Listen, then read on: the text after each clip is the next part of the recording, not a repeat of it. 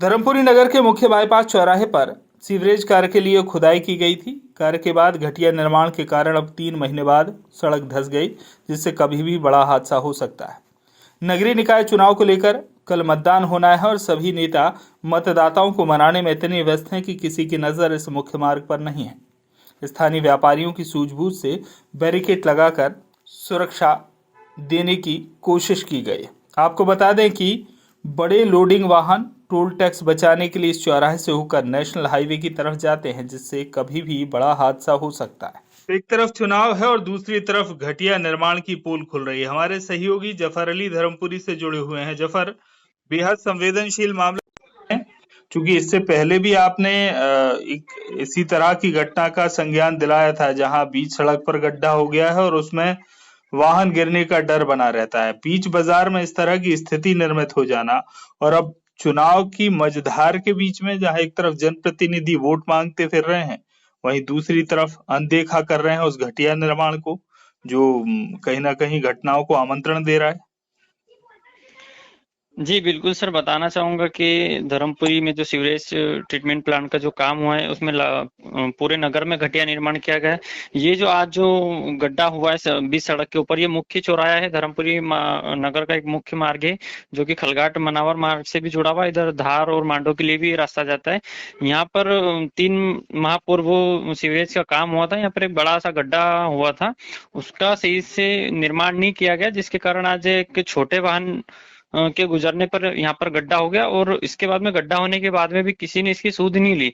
वहाँ के जो आसपास के जो व्यापारी हैं उन्होंने उसको बैरिकेड किया है, और अभी तक किसी भी अधिकारी, कर्मचारी या किसी भी जनप्रतिनिधि का ध्यान नहीं गया है इस पर। बिल्कुल, जनप्रतिनिधि तो फिलहाल जो है वो अपने भविष्य के निर्माण में ही जुटे हुए हैं। घर घर वोट मांग रहे हैं। जो लोग चुनाव, जिन्हें टिकट दिया है वो भी वोट मांग रहे हैं, और जो चुनाव प्रचार में लगे हैं उनके सहयोगी वो भी। लेकिन सबसे अहम बात ये है कि वो प्रशासनिक अमला, जिसकी जिम्मेदारी चुनाव के दौरान भी प्रशासनिक व्यवस्थाएं संभालने की है और चुनावी ड्यूटी तो करना ही है, क्या उन तक ये जानकारी नहीं पहुंची?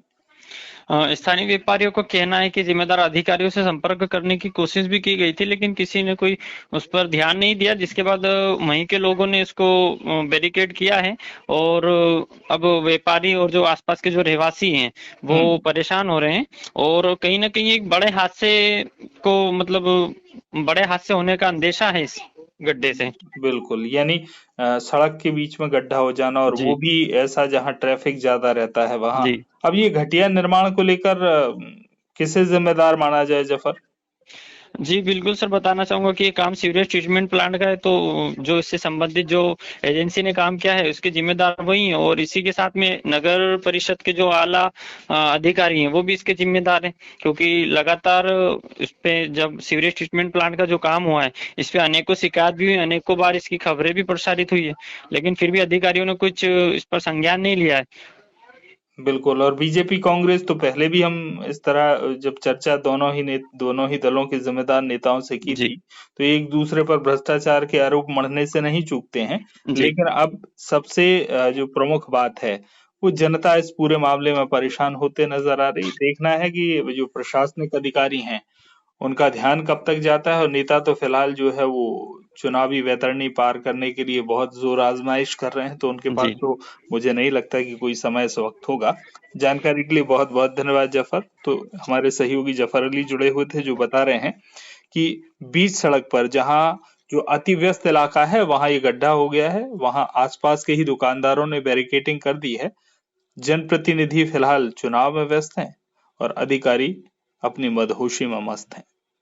बटुक ठेकेदार जो सीवरेज लाइन का काम कर रहे थे उनके द्वारा कार्य किया गया है, और जब बहुत गड्ढा हो गया था अंदर, और जब मुझने का बोला था तो बोले हाँ हम करेंगे, तो पूरा कंप्लीट करेंगे।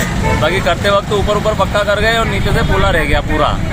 और यहाँ से कितने दिन पहले हुआ था ये करीब 3 से 4 महीने हो गए हैं। और यहाँ से भारी वाहन निकलते हैं टोल बचाने के लिए, दायरा से सुंदरेल होकर वो भारी वाहन निकलते हैं, और ये बैठ गई है धीरे धीरे करके, और यहाँ पे पलटी खा सकती है कभी भी ट्रक, और यहाँ राहगीर चलते राहगीर कोई भी दब सकता है, कोई भी बड़ी जनहानि हो सकती है।